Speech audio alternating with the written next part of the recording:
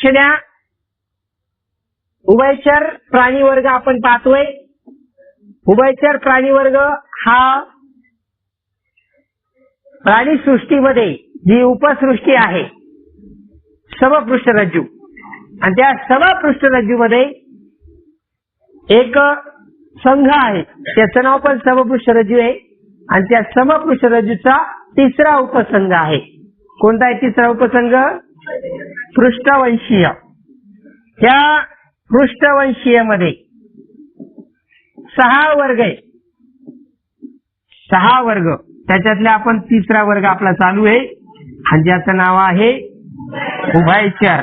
आपण ठरवलेल्या पद्धतीनं किंवा ठरवल्याप्रमाणे आपण सांगतो की सगळ्यात आधी यांचं शरीर रचना कशी असते. नंबर 1, शरीर रचना कशी असते? तर याच्या शरीर रचनेमध्ये यांना उपांगाच्या 2 जोड्या असतात. त्यानंतर अंगुलींना नख असतात, बाह्य कंकाल नसतं, त्वचा मऊ असते, मऊ, आणि ती ओलसर ठेवली जाते. हे त्याची शरीर रचना झाली. दुसरी गोष्ट काय सांगितलं त्याच्यामध्ये? दुसरी गोष्ट त्यांना उभयचर म्हणतात. उभयचर म्हणजे ते पुढे राहते, ते पाण्यात पण राहतात आणि ते जमिनीवर पण राहू शकतात. जेव्हा ते लहान असतात तेव्हा ते फक्त पाण्यात राहतात, पण जेव्हा ते मोठी झाली, मोठी हे की नाही, तर तेव्हा काय होतं? प्रौढ अवस्थेमध्ये ते पाण्यात व जमिनीवर राहून दोन्ही ठिकाणी राहून ते श्वसन करू शकतात. पाण्यात राहिल्यावर त्यांना जलीय श्वसन करावं लागतं आणि जमिनीवर आल्यानंतर त्यांना वायूमध्ये श्वसन करावं लागतं. बरोबर आहे?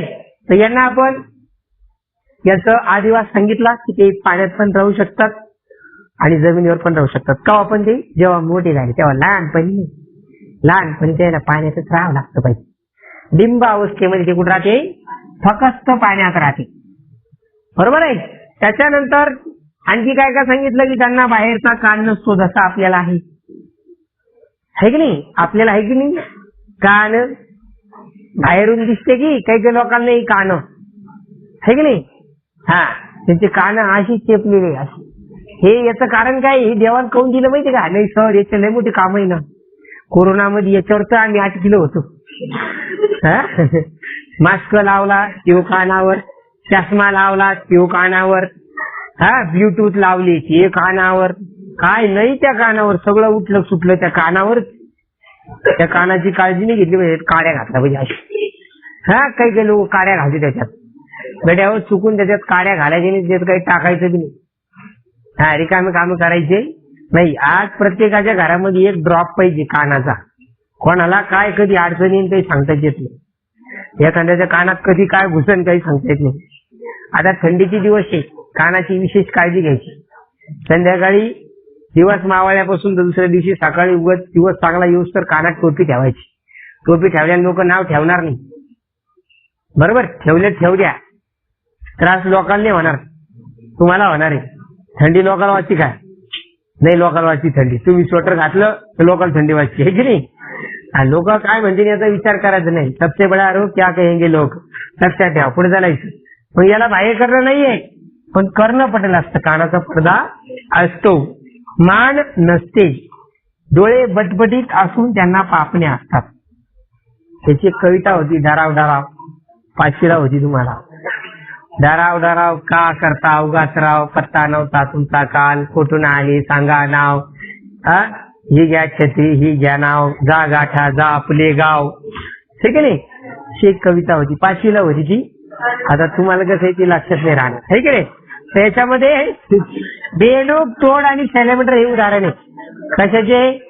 उभयचर प्राण्याचे. चला पुढचा दुसरा प्राणी संघ आहे, प्राण्याचा वर्ग आहे सरीसृप. आता आपले लोक तर सगळंच करते याच्यामध्ये.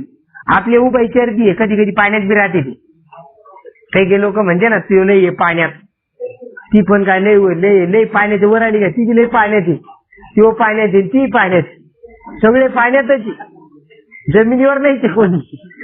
बरोबर आहे? काय दुसऱ्याला पाण्यात पाहतो, किती पाण्यात आहे, तू स्वतःकडे पाहिली काय नाकाच्या वरून पाणी चाललंय असं म्हणते ना काही लोक. तर ते आपलं आपलं ठरलेलं असतं, आहे की नाही? दुसरं सरीसृप, हे लग्न कार्याच्या दिवशी डीजे पुढं सरपटते काही लोक, आहे की नाही? गाणं लावते नागिन नागिन, नाही तर मग आता पुंगी करते, एक जण लोळत आहे खाली, आहे की नाही.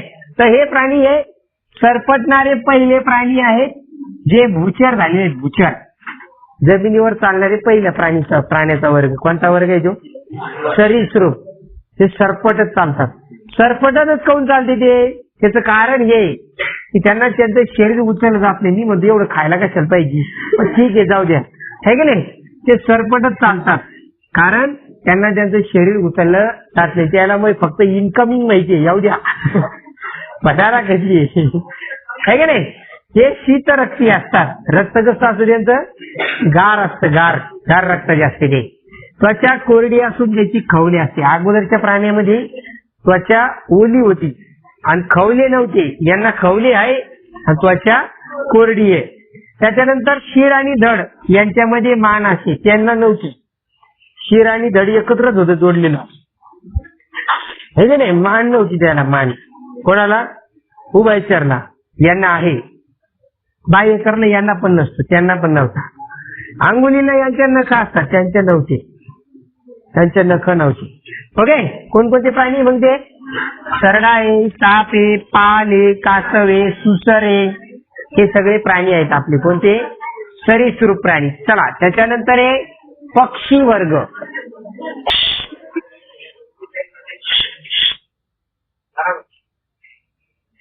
हे कशेरू स्तंभ युक्त प्राणी आहेत. कशेरू स्तंभ म्हणजे यांना पाठीचा कणा असतो. आवटे सरला नाही यांना. हा पूर्णपणे खेचर जीवनासाठी अनुकूलित झालेले आहेत. खेचर म्हणजे हवेमध्ये राहणार. आज मै ऊपर, हे की नाही. लक्ष द्या. हे उष्ण रक्ती प्राणी आहे. अगोदर ते थंड रक्ताचे होते, गार होते, गार, हे की नाही. त्यांच्या शरीराचं तापमान हे स्थिर राखू शकतात. रक्त उष्ण असल्यामुळे यांच्या शरीराचं तापमान काय करू शकते? काय करू शकते? काय करू शकते? काय करू शकते? हा ठीक आहे. हवेत उडताना हवेचा प्रतिरोध कमी करण्यासाठी यांचं शरीर निमुळतं असतं. निमुळतं, पुढं बारीक आणि मागं बारीक, मध्ये ठब्बू, हे की नाही. बरोबर ना. शंकरपाळ्यासारखं, ठीक नाही. शंकरपाळे पुढं बारीक आणि मागं पण बारीक आणि मध्ये ठबून. बरोबर. हा चला. तर आग्र उपांगे पुढचे हात. पुढचे हात कशात रूपांतर झालेले? पंखामध्ये. अंगुल्यांना खवले असून नख असतात. हे बघा, ही खवली असते याच्यावर, त्याला नख पण असते पहा. बरोबर. बाह्य कंकाल पिसाच्या स्वरूपात असते. बाह्य कंकाल वरचं जे कंकाल आहे त्यांचं हे कसं आहे? पिसाच्या रूपामध्ये आहे. शिर आणि धड यांच्यामध्ये मान असते. वरच्याला मान होती का? मान वरच्याला होती, यांना पण आहे. जबड्याचे रूपांतर चोचीत झाले. त्यांचा जबडा जो आहे, जबडा चोचीमध्ये रूपांतर झाले. कोण कोण येतं याच्यामध्ये? मोर येतं, पोपट येतं, कबूतर येतं, बदक येतं, पेंग्विन येतं. बरोबर आहे. हे सगळे झाले आपले प्राणी. ठीक आहे. पक्षी पक्षी पक्षी वर्ग आहे. त्याच्यानंतर शेवटचा वर्ग तो आहे सस्तन. स म्हणजे असणार, स्तन असणार प्राणी वर्ग.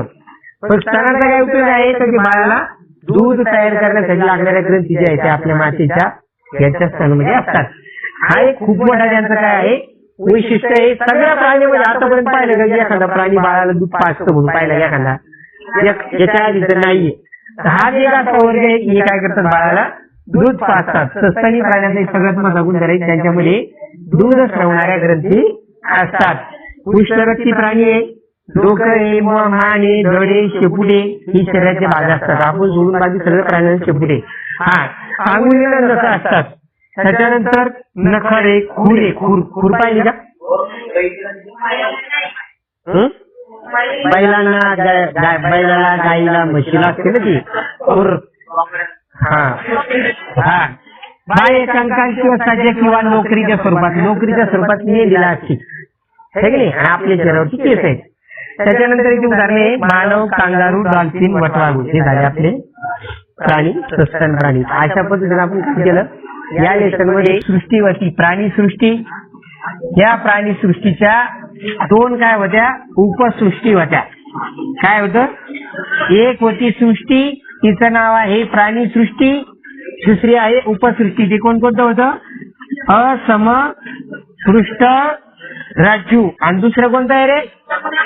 समपृष्ठ रज्जू. लक्षात ठेवा, समपृष्ठ रज्जू मध्ये त्याच्यानंतर उपसृष्टीच्या नंतर येतं संघ.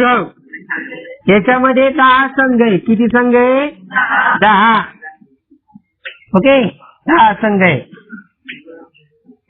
आणि याच्यामध्ये एकच संघ आहे. कोणता आहे? समपृष्ठ रज्जू.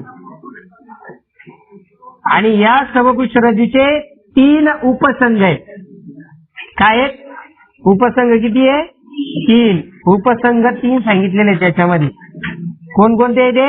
युरोकॉर्डेटा, त्याच्यानंतर सेफॅलोकॉर्डेटा, आणि इकडे व्हर्टिब्रेटा.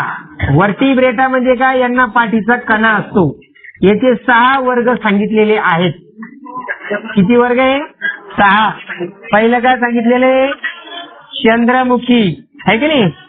चक्रमुखी. त्याच्यानंतर मत्स्य, त्याच्यानंतर उभयचर, त्याच्यानंतर सरीसृप, त्याच्यानंतर पक्षी, आणि त्याच्यानंतर सस्तन. हे झालं आपलं समपृष्ठ रज्जू. एवढंच आहे.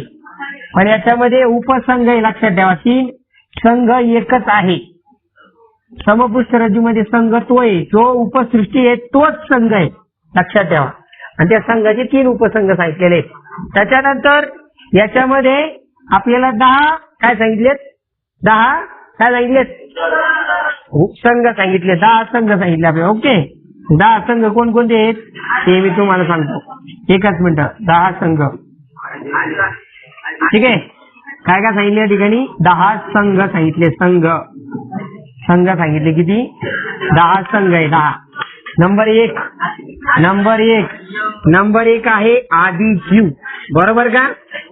आदिजीव. त्याच्यानंतर रंध्रीय, निधार्य, ओके, चपट्या कृमी, चपट्या आळ्या, हे चपट्या आळ्या, गोल आळ्या,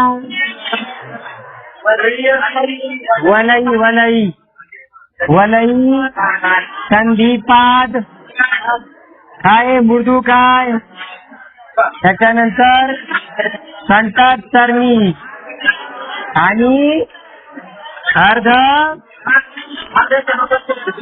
समपृष्ठ रज्जू. ठीक आहे. तर हे एवढं आपण बघितलं आपल्या या प्राणी संघामध्ये.